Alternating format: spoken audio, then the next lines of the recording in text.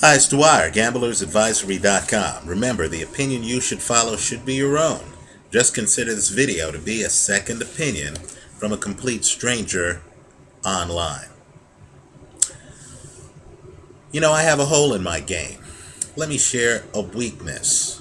And it's a weakness that actually cost me this last weekend. I took Sergio Mora over Brian Vera a second time. The first time I lost by split decision. The second time I lost by majority decision. Right? But it's a hole in my game that I've noticed in analyzing other fights. Let me share it with you because it might be a hole that appears in my analysis of this fight. George Groves against Kenny Anderson, the rematch. Now, I like guys, right? This is a strength and a weakness. I like guys who can move laterally, who keep you guessing and resetting, right? Who, as they move, can fight you on their front foot coming forward or on their back foot going backwards or cutting at angles, right? I also like guys, and it's hard to do, who stay balanced as they move, right? The guy's not stumbling over his own feet. He's very coordinated. I also like guys who bring a three-dimensional element to it. They aren't just moving back and forward, but they can fight high and they can fight low. These are guys who can bend their knees and roll with punches. And while we're talking about rolling, I like guys with head movement. In other words, a fighter who can box but who doesn't move his head, like Shane Mosley, always bothers me. I prefer Johan Guzman, right? A guy who, he's in front of you, you're throwing punches, he somehow is leaning, you can't quite hit him, right? He's throwing stuff at you, but at the same time, he's moving his head. And I'm talking about his head, not his whole body. So I've always been a little bit concerned by the stiff neck of, let's say, an Amir Khan. Again, I prefer someone a little bit more fluid. An Andre Ward, for example, right? In terms of hands, I like guys who, number one, are two-handed. In other words, you get on the right side, the guy's still hitting you with hooks and punches. You get on the left side, the guy's still hitting you, right? It's not a all or nothing. So I'm bothered when I see even a skilled fighter like a Manny Pacquiao who looks to me to be too left-hand heavy, right? I prefer to see, again, a guy like an Andre Ward, right? A Bernard Hopkins, where you're bothered by both hands, right? And, of course, I like guys who throw a variety of punches, right? I've always been a little bit bothered by, let's say a guy who could either just hit you with a left jab and then follow up with a straight right hand. I like to see a little bit more than that. So even Vladimir Klitschko.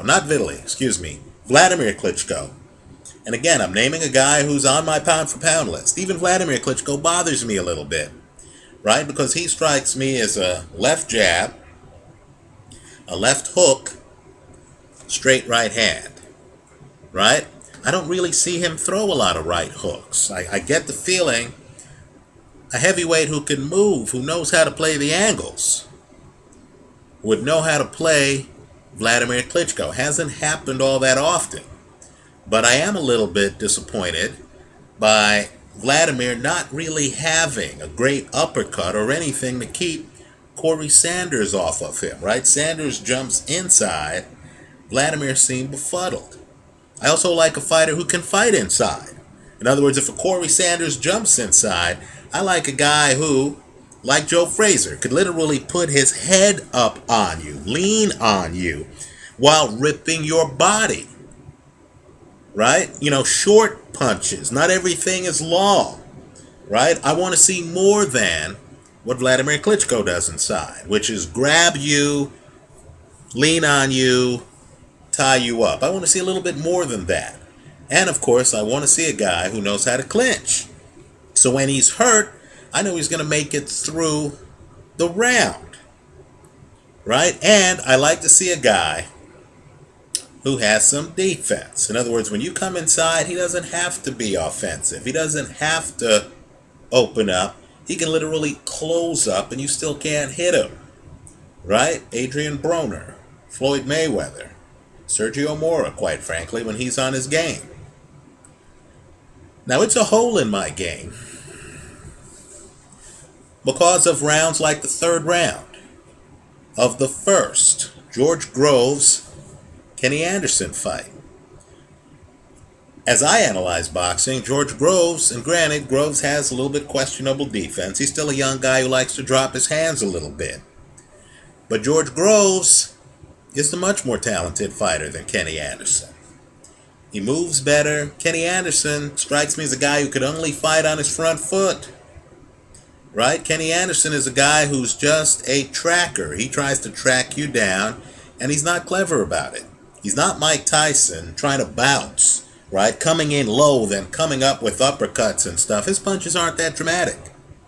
He's just a guy who's coming forward, trying to track you down, right? With a little bit less volume than Libredo Andrade. Right? Kenny Anderson is the kind of unimaginative fighter that I would expect to lose to George Groves. But along comes the third round.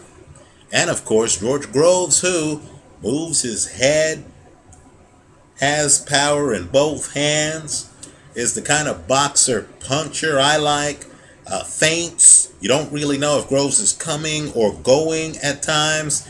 Groves can dip a shoulder, hit you with a body shot, then back out. Moves well, isn't stumbling around the ring, but is moving around the ring. In my opinion, George Groves should dominate Kenny Anderson. But then you get the third round, where George Groves is on his back foot, Kenny Anderson is on his front foot, just like Sergio Mora was on his back foot. Brian Vera, a limited fighter in my opinion, is on his front foot. And of course, their volume and willpower just seem to overwhelm the more talented fighter, right? I like George Groves in the rematch. I agree the first fight was stopped prematurely. Groves looked like he was on his way to a win. If you look at the sixth round, Groves is dominating the sixth round. But I thought the referee was a little bit overzealous, and the thing with tough guys like Kenny Anderson is they are tough, right? They're accustomed to getting hit in fights. That's part of the deal they make with the devil. Right? Just like Libredo Andrade. If they're going to be on their front foot the whole fight, walking toward you, hoping to load up on some power shot, they're going to get hit on the way in, especially when they don't come in at angles. There isn't a three-dimensional element to their game. They're not bobbing and weaving and feinting. No, Kenny Anderson literally just tries to walk up to you, walk through your punches, and land his. Right? It's kind of like Antonio Margarito. And that fight style is the kind of style that has you dazed in fights, gets you hurt in fights. Look at all the Antonio Margarito fights you've seen where Margarito gets hit with bombs. Libredo Andrade, hit with bombs. Right? The boxing match becomes a war of attrition.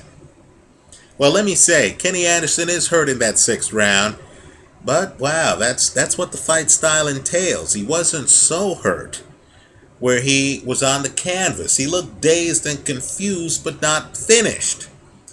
I thought the referee prevented Groves from earning a richly deserved win. Now we have the rematch. I think Groves wins the rematch. If I had to make one bet, I know I like to straddle all over the page, but if I had to make one bet, I'd take Groves to win this fight. But of course, I'm a hedge better. So the bet I'm going to recommend to you is Groves to win the fight, straddled against Kenny Anderson by KO. Let me just point out the difference between George Groves and what I consider to be the next floor up, or a few floors up, Floyd Mayweather, right? And I'm using Mayweather simply because, in my opinion, he's the best, right? Mayweather's best attribute, in my opinion, is his intelligence. I think Mayweather has thought the game forward. When Mayweather's fighting a Kenny Anderson, right? And Mayweather has a lot of the attributes that Groves has. He's slick.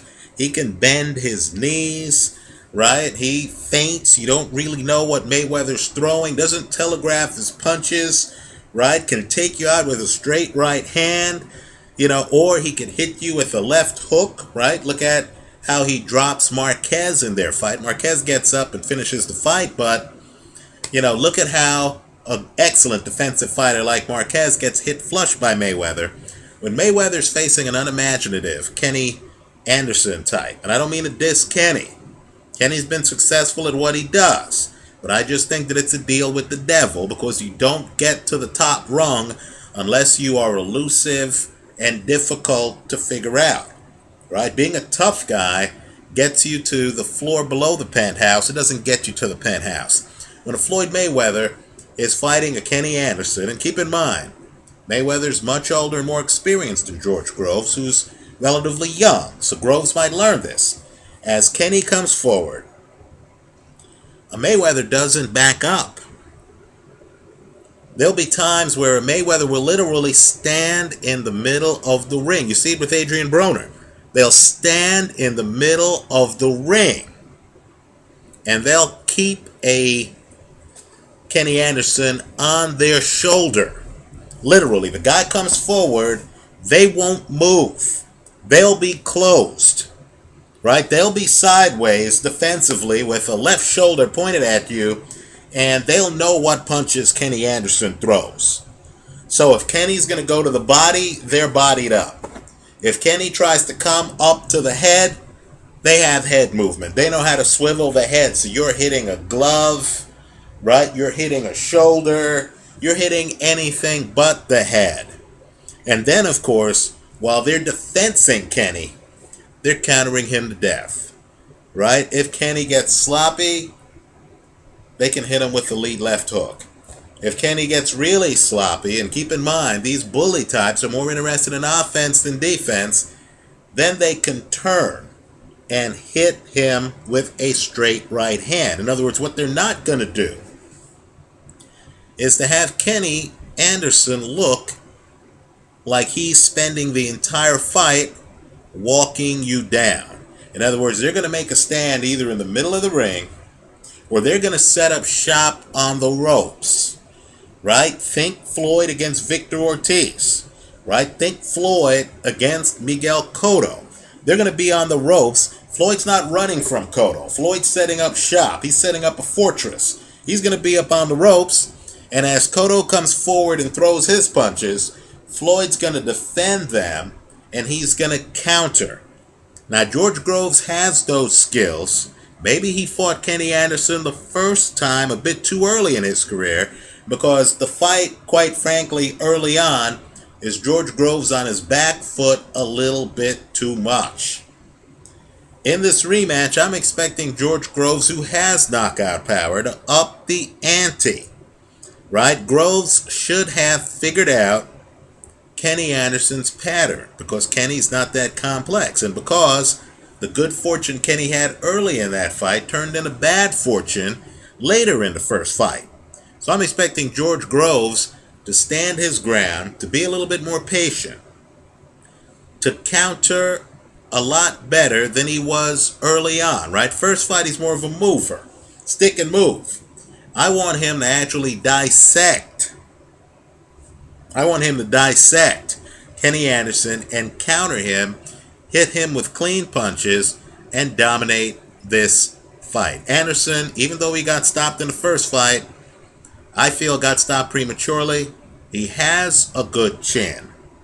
This fight might go a few rounds, but in terms of talent, as I see it, George Groves is the much better fighter. I'll concede to you that I have a hole in my game where sometimes tough guys like Kenny Anderson with less hand speed, with less foot speed, who tries to do and accomplishes less in the ring than George Groves, right? Groves is trying to feint you, open things up. Kenny Anderson is just trying to walk you down. Sometimes the Kenny Andersons of the world are able to walk down guys who do more, right? That's a possibility. But I like George Groves in this fight. I think Kenny Anderson's only hope in this fight is if George Groves gets sloppy like he did in the third round, right? If George Groves gets sloppy and gets hit with like the left hand he gets hit in the third round, I could see him getting stopped. But what I'm expecting is George Groves to dominate this fight because quite frankly, he's just a better fighter. He moves better. He hits hard with both hands. He feints. George Groves is boxing to me. Kenny Anderson is fighting. And in a fight between a fighter and a boxer, I'll take the boxer if he's skilled. I like Groves in the rematch. Let me hear from you. Leave your comments for me here online about this fight or the Sergio Mora-Brian Vera rematch, right, where Mora lost the majority decision. Let me hear from you on both, and let's talk fight styles. I know there are those of you out there who prefer fighters. I'll say this. Many of the guys who look like fighters, Mike Tyson, for example, actually have serious boxing skills. As you look at young Tyson, forget the rest of him. Just look at the head.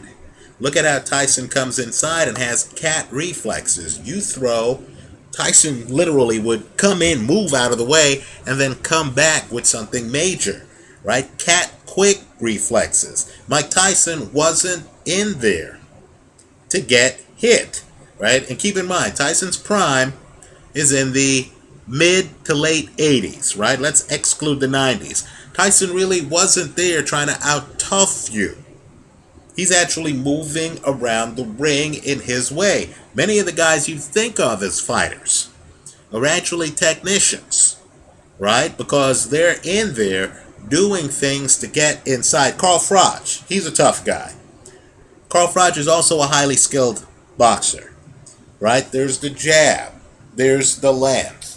There are the punches. Left hook. Left jab. Uppercut. Both hands. Straight right hand. Right? Side profile. Hard to get to his head. Right? Defense. Slow hand speed, but yet he's hanging with guys again, with faster hand speed. Right? Understand, a lot of the tough guys are tough guys with skills. I view Kenny Anderson as just a tough guy. Let me hear from you. Thanks for watching.